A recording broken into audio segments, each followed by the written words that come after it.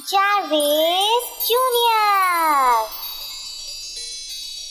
एक बार की बात है, एक बहुत घना जंगल था। उस जंगल के बीच एक बहुत सुंदर और बड़ा तालाब भी था। उस तालाब में एक मगरमच्छ और उसका परिवार रहता था।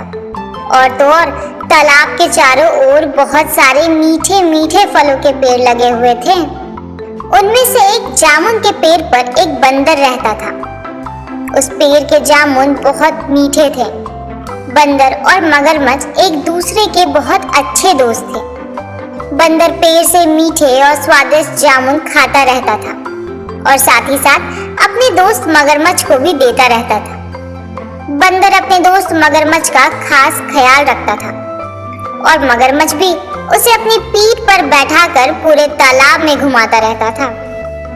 ऐसे ही हंसी खुशी दिन निकलते गए और दोनों की दोस्ती बहुत गहरी होती गई। बंदर जो जामुन मगरमच्छ को खाने के लिए देता था, मगरमच्छ उनमें से कुछ जामुन अपनी पत्नी के लिए भी ले जाता था। दोनों जामुनों को बड़े ही चाव से मिलकर खाते थे। कुछ दिनों बाद मगरमच्छ की पत्नी ने सोचा कि बंदर तो हमेशा ही स्वादिष्ट जामुन खाता रहता है। जब जामुन इतने स्वादिष्ट हैं, तो उसका कलेजा कितना स्वादिष्ट होगा। उसने यह सारी बात मगरमच्छ को भी बोली और वह उससे जिद करने लगी कि उसे तो बंदर का कलेजा ही खाना है। मगर ने उसे बहुत समझाने की कोशिश की, लेकिन उसने उसकी एक भी बात नहीं मानी और वह मगरमच्छ से रूठ गई। अब मगर को ना चाहते हुए भी उसे हाँ बोलना पड़ा। उसने अपनी पत्नी को कहा कि वह बंदर को अपनी गुफा में लेकर आ जाएगा, तब उसका कलेजा निकालकर खा लेना।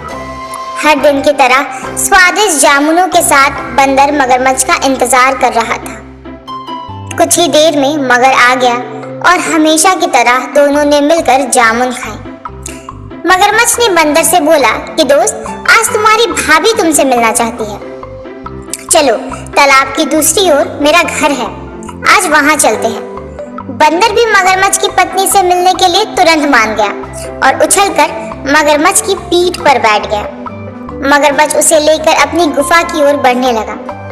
जैसे ही दोनों तालाब के बीच पहुंचे, वैसे ही मगरमच्छ ने कहा कि मित्र, आज तुम्हारी भाभी की एक इच्छा है कि वह तुम्हारा स्वादिष्ट कलेजा खाए। ऐसा कहकर उसने बंदर को पूरी बात बता दी।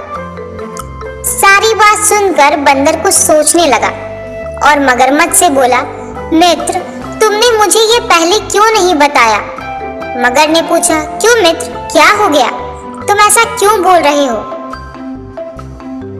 बंदर ने बोला कि मैं तो अपना कलेजा पेड़ पर ही छोड़ आया हूँ। तुम मुझे वापस ले चलो तो मैं अपना कलेजा अपने साथ ले जाऊंगा, जिससे भाभी की इच्छा भी पूरी हो जाएगी।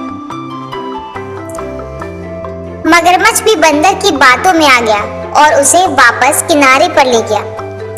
वो दोनों जैसे ही किनारे पर पहुंचे, वैसे ही बंदर झट से अपने पेड़ पर चढ़ गया।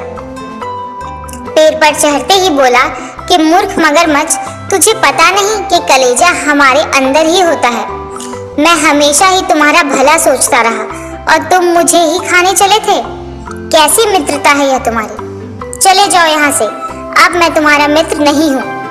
मगरमच्छ अपनी करनी पर बहुत शर्मिंदा हुआ और उसने बंदर से माफी भी मांगी, लेकिन अब बंदर उसकी बातों में नहीं आया और उसे वहां से चले जाने को कहा।